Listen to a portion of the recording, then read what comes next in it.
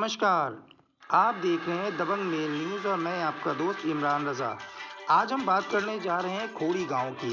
बीते दिनों जिस तरीके से खोड़ी गांव के 10,500 परिवार को सड़क पर ला दिया गया, सभी के मकानों को कोर्ट के आदेश पर नेस्त नाबूद कर दिया गया, मगर पुनर्वास की योजना के तहत किसी को भी मकान नहीं मिल पाया। ये मामला दिल्ली के सुप्रीम कोर्ट में विचाराधीन है। इस मामले में पिछले 1 सालों से लड़ाई लड़ने के बाद फरीदाबाद एमसीएफ ने 1,000 लोगों को लगभग घर दिया है, मगर उनके घर की हालत ऐसी है कि रहने लायक नहीं है। इस मामले पर कुछ सामाजिक संगठन लगातार काम कर रही है और कोर्ट के दिशा निर्देश पर इसकी देखरेख में लगी हुई है।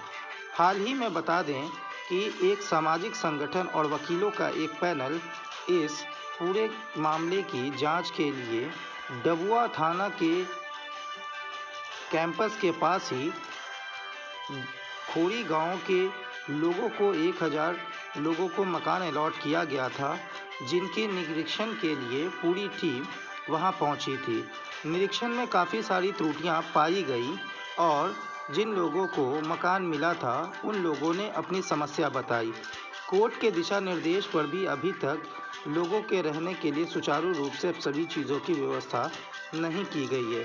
एमसीएफ इस मामले में बार बार कोर्ट के आदेश का उल्लंघन कर रही है और बिना किसी जांच के एनओसी सर्टिफिकेट भी मकानों का दे रही है।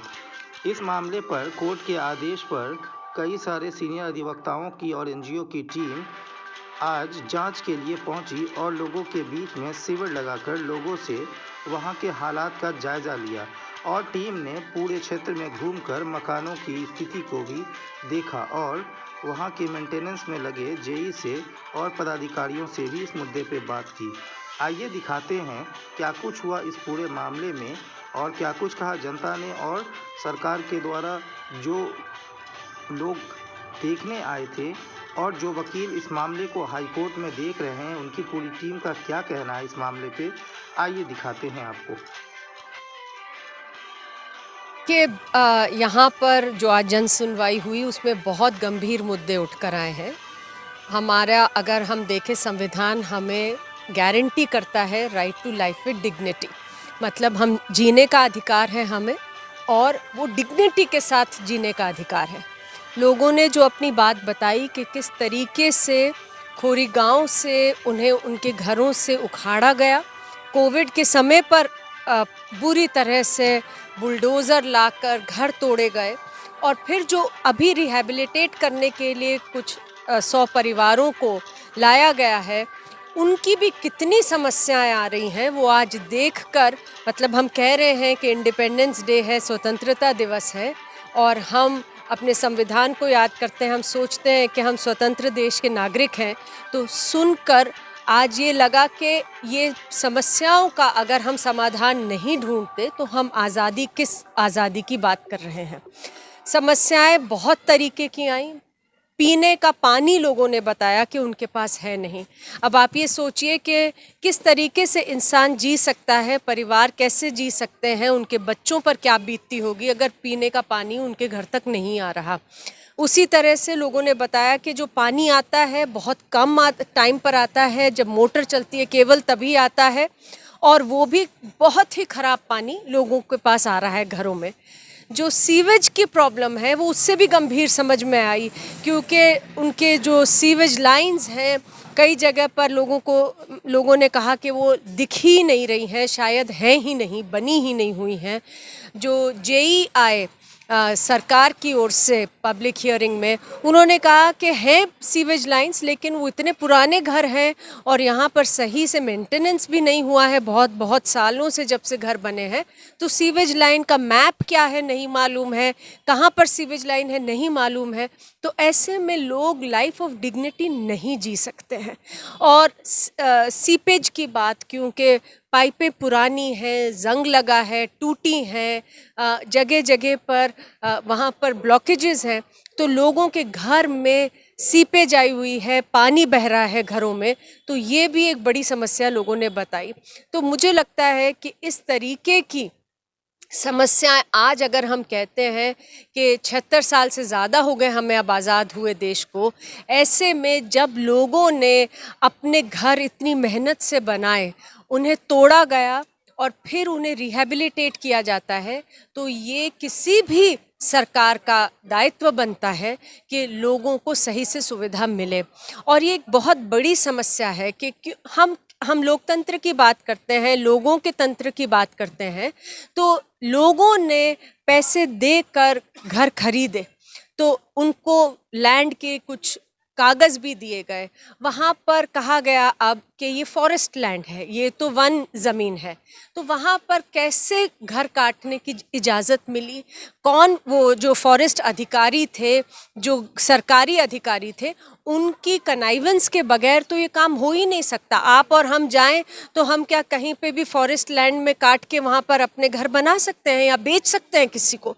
तो वो उन लोगों के ऊपर भी मेरे ख्याल से जब तक जवाबदेही नहीं होगी, जिस तरीके से अभी इन सभी लोगों का जिन्होंने जन सुनवाई में हिस्सा लिया, वहाँ पर बात रखी, जैसे उनके साथ होता आ रहा है, ये ऐसे ही अंधाधुंध चलता रहेगा। क्योंकि जब तक जवाबदेही नहीं होगी, भ्रष्टाचार पर रोक नहीं होगी, तब तक इस तरीके की वारदात होती रहेगी।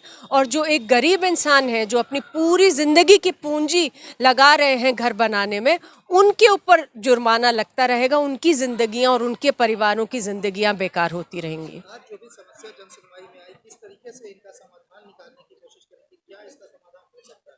क्या कोशिश रहेगी? देखिए, जो सुप्रीम कोर्ट में वकील हैं वो भी आए, उन्होंने भी बातें सुनी जो तमाम हो रही थी। संजय पारिक जी हैं जो कि रिप्रेजेंट करते हैं इस पूरे मुद्दे को उच्चतम न्यायालय में।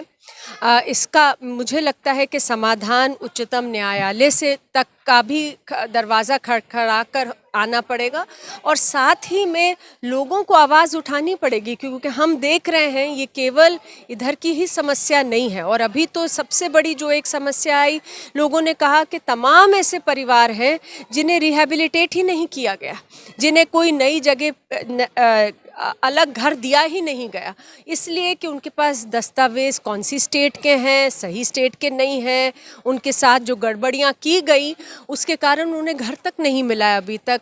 बच्चे आए जिन्होंने जो कि कॉलेज में पढ़ रहे हैं और उन्होंने बताया कि हम 18 साल से ऊपर हैं लेकिन हम पढ़ाई कर रहे हैं, और हमारी पढ़ाई पे किस तरह से इस पूरी चीज़ का कुप्रभाव पड़ रहा है। तो ये आवाज़ उठानी भी पड़ेगी, प्रशासन के साथ भी उठानी पड़ेगी और कोर्ट में भी उठानी पड़ेगी। कोड़ी गांव में 10,000 से ज़्यादा परिवार बसे हुए थे, मगर एमसीएफ के सर्वे के द्वारा कहा गया कि 6,500 परिवार थे। आकलन किया कि 6,500 परिवार लगभग वहाँ पे मौजूद थे, तो मगर इन 6,500 परिवारों को अभी तक रिहैबिलिटेट नहीं किया गया। क्या लगता है कि इन सभी लोगों को इनका घर मिल पाएगा? जो वहाँ से इनको उजाड़ दिया गया, तो इनको लगता है कि इनका अपना आशियाना मिल पाएगा, या फिर केवल दस्तावेजों में ही ये सारी बातें दबी रह जाएगी? देखिए, जहाँ से भी घरों को उजाड़ा जाता है, परिवारों की हालात जो होते हैं हम सब जानते हैं, दशकों से देख रहे हैं कि क्या होता है जब लोगों के बसे बसाए घरों को उजाड़ा जाता है। तो उसमें से कुछ लोगों को जब कहीं और बसाया भी जाता है, उन्हें किस तरीके के घर मिल रहे हैं, क्या उनकी समस्याएं हैं, वो तो आज की पब्लिक हियरिंग में सामने आ ही गया। पर ऐसे तमाम लोग, अगर कहें कि 10,000 लोग परिवार थे या 6,000 कुछ परिवारों का आकलन हुआ, उन सब बाकी परिवारों को तो कहीं पर सरकार रिहैबिलिटेट भी नहीं कर रही, घर भी नहीं दे रही कि कहीं पे तोड़ा है तो कहाँ जाके वो रह सकें। और जो सबसे हाशिए पे जो अंत गरीब है उधर भी वो कहाँ जाएंगे? मोस्टली हम देखते हैं कि उनके पास किसी भी टाइप का डॉक्यूमेंटेशन भी नहीं हो पाता है। तो ये एक जो कहानी है घरों को उजाड़े जाने की, ये तो हमारे देश में बहुत ही चिंता की बात है और यहाँ पर भी दिख रही है साफ रूप से। क्या लगता है कि इन परिवारों को जो 6,500 का आंकलन है, उनको कब तक उनकी आवाज़ मिल पाएगा? कब तक उन लोगों को, अभी जैसा कि पता चला कि कुछ लोगों के लिए नक्की तो निकाला गया है, मगर इसमें भी अधिकारी अपनी मनमानी करते हैं, लोगों को समय पे जो अलॉटमेंट होना चाहिए वो करते नहीं। तो क्या लगता है कि सुप्रीम कोर्ट इस पे कोई संज्ञान लेकर के इस मामले को जल्दी निपटाने की कोशिश करेगा? हम उम्मीद करते हैं कि सुप्रीम कोर्ट में मामला है, उच्चतम न्यायालय इसका संज्ञान लिए हुए हैं कि कुछ ना कुछ वहाँ से न्याय ज़रूर मिलेगा। और उम्मीद पर तो दुनिया कायम है। तो हम बिल्कुल नहीं, मैं ये मानूंगी कि कुछ नहीं होगा। लोगों का इतना पुरुषार्थ है, इतना लोग मेहनत करते हैं, तो ज़रूर कुछ इसमें से असर निकलेगा। लेकिन संघर्ष जारी रहना होगा, सुप्रीम कोर्ट के अंदर भी, कोर्टों के अंदर भी और बाहर भी। नहीं, सुप्रीम कोर्ट के आदेश के बाद भी हरियाणा सरकार और एमसीएफ जो है इस पे कहीं ना कहीं कार्रवाई में बहुत सुस्ती दिखाती है, तो क्या वजह है इस कार्रवाई में सुस्ती की? देखिए, सरकारें जो हैं जब सुस्ती दिखाती हैं तो केवल कोर्ट, उच्चतम न्यायालय और लोग ही उनके ऊपर दबाव बना सकते हैं। तो मुझे लगता है कि इसमें कोई अचंभे की बात नहीं है कि सरकारें, चाहे वो हरियाणा की हों चाहे दिल्ली की हों, वो इसके ऊपर एक रवैया अपनाए हुए हैं जो कि जिस तरीके का हम देखना चाहते हैं वो एक्शन नहीं ले रहे हैं। लेकिन सकते हैं कि अधिकारियों का गैर जिम्मेदाराना अंदाज, लोगों से बात करने का, लोग जाते हैं तो उनसे वो सही से बात भी नहीं करते हैं। बहुत सारी शिकायतें हमारे पास आई थी कि सीधे मुंह से उनसे बात भी नहीं किया जाता। एक तो पहले से परेशान है, उनके घर छीन लिए गए हैं, उसके बाद घर की बात अगर होती है तो उनको बहुत बेतरीके से उनको वहाँ से मिसबिहेव करके उनके साथ उनको भगा दिया जाता है।